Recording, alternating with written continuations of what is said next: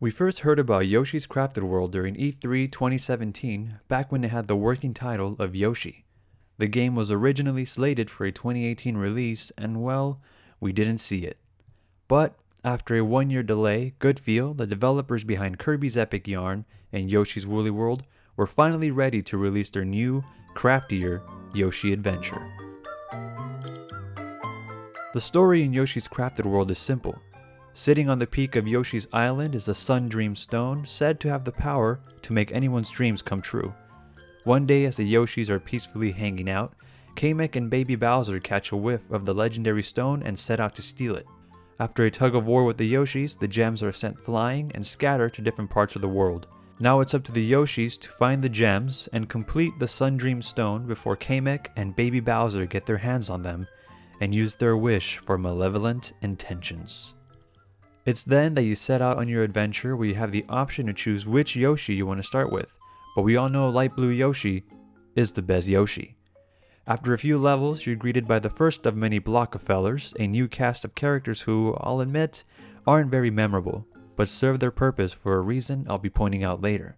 Like many of Nintendo's games, we get around a map divided with sections, each containing 2 to 3 levels that fit the land thematically. Some sections contain a mini-boss, and a boss is located at the end of every strip. It was a treat to see the animated cutscenes introducing the bosses, because you got to see what materials Baby Bowser and Kamek used to create them. The interactions between Baby Bowser, Kamek, and Yoshi were hilarious. I could never get enough. The personalities of the characters were fully captured, and what little writing there is in the game, I enjoyed. If you've played any of the Yoshi's Island games before, you'll quickly become accustomed to the core gameplay. Some improvements have been made to perfect the style of play, however. Everything is here from Yoshi's perpetual flutter jump to the ground pound, but swallowing enemies no longer requires an extra step. You simply swallow and an egg is formed. Throwing eggs is a breeze now too, as you no longer have to wait for the reticle to be in the position you want to throw the egg. You can simply aim the reticle up, down, forward, behind, and even aim in the background and foreground, and when you're ready to launch, you just hit the button. Mellow Mode from Yoshi's Woolly World makes a return here as well. Yoshi sprouts wings and you can hover in the air. Mellow Mode makes it easier for you to find the hidden collectibles in each level, causing visible red coins and an alert every time you're near a smiley flower. Having complete control of your egg throwing abilities is essential, as you'll be exploring all sides of a course. Yoshi's Crafted World is a 2.5D platformer that has you interacting with the fore, mid, back, and far background. And there's tons of objects to hit, collectibles to find, and crafts to admire. The world looks like it was constructed by a child. You'll see platforms and enemies made from materials you can find at your local arts and crafts store, and everyday materials and objects you can find at home, like plastic cups, cardboard, popsicle sticks, string, and so on. I want to mention the costumes in the game because I found them to be fun to collect and wear. My favorite thing to do when getting a new costume was seeing how it looked when crouching. Costumes are available in capsule machines in each section of the map, where you can purchase them from 100 coins to 300 coins. And if you want to get them all, you're looking at over 170 costumes. Collecting them all shouldn't be a problem. You'll always have more than enough coins, and there are no repeats, so you're guaranteed one of each costume in the capsule machines. Amiibo functionality is here too, unlocking special costumes you can't get anywhere else. The costumes act as more than just a skin change, as you may remember from Yoshi's Woolly World. Costumes are now armor, allowing you extra hits before you start losing health. In this game, you are what you eat. You can be a cow, fish, apple, and trash. Costumes range from normal and rare to super rare, and the rarer the costume, the more hits you can take before it's destroyed. One of the selling points of Yoshi's Crafted World is the ability to play on the flip side of a course. The level is reversed and flipped, allowing you to see how the level is constructed, and you see how the illusions are made. The main objective of the flip side of a course is to find the 3 Poochie Pups hidden throughout the level. And as my wife would regularly say, they are flippin' adorable, and it's a sole purpose to seek them all. And I'll admit, they are quite lovable, especially when they dance. The flip side also makes cool use of the HD rumble. When a Poochie Pup barks, it feels like they're in your controllers.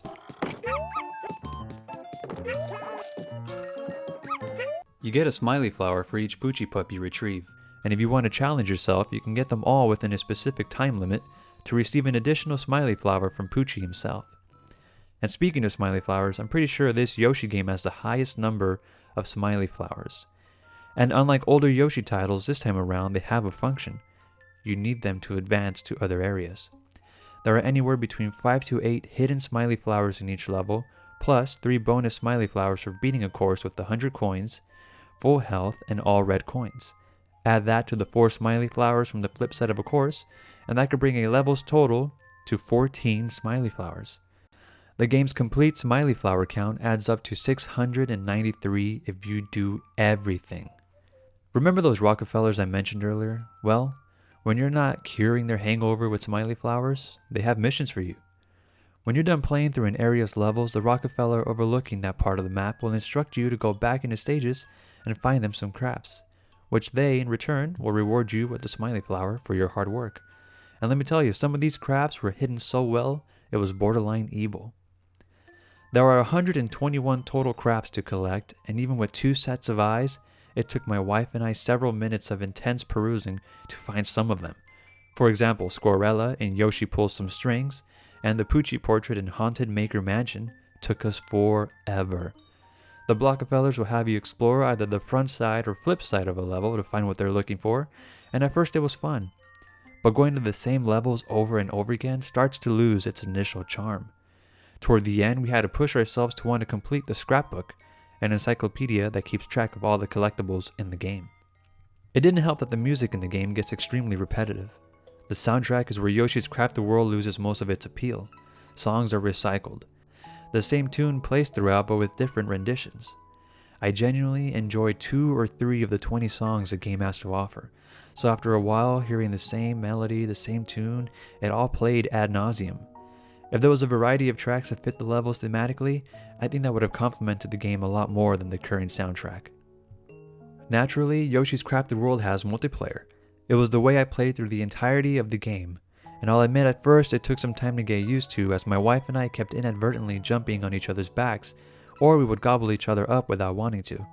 Well, sometimes on purpose, but after some time we figured out how to play with less hiccups. It can be fun to have 2 Yoshis on the team to tackle the game. It means double the eggs and another player to help track red coins and crafts. But it can also be challenging. The camera can at times be annoying and inconsistent with the player who moves ahead, making it difficult to move along in a stage. I imagine Switch users will write Crafted World off as a game not worth playing because it's too easy or just another platform run than Nintendo Switch, and you may be right. I mean, with games like Donkey Kong Country, Tropical Freeze, and New Super Mario Bros. U Deluxe, why should you bother with Yoshi's Crafted World? Well, I'd say it's worth playing to experience the stunning environment and for the unique gameplay mechanics that make a Yoshi game a Yoshi game. For those looking for a challenge, I think in this game it lies in gathering all the collectibles. And if you beat the initial story, you unlock a special part of the map called the Hidden Hills, a collection of tough levels with no checkpoints that will keep you on your toes. In the 35 hours I played this game with my wife, we enjoyed doing everything the game had to offer. I'd suggest if you're looking for something to play cooperatively, pick this up next time you're looking for a game that's both serene and fun to look at. Keep in mind that the challenge in the game is to hunt for the collectibles, and if you want a game that helps you relax, this is it too. Good Feel delivered yet another aesthetically pleasing and charming platformer in the ever-growing Switch library. And at the end of the day, it brought my wife and I joy.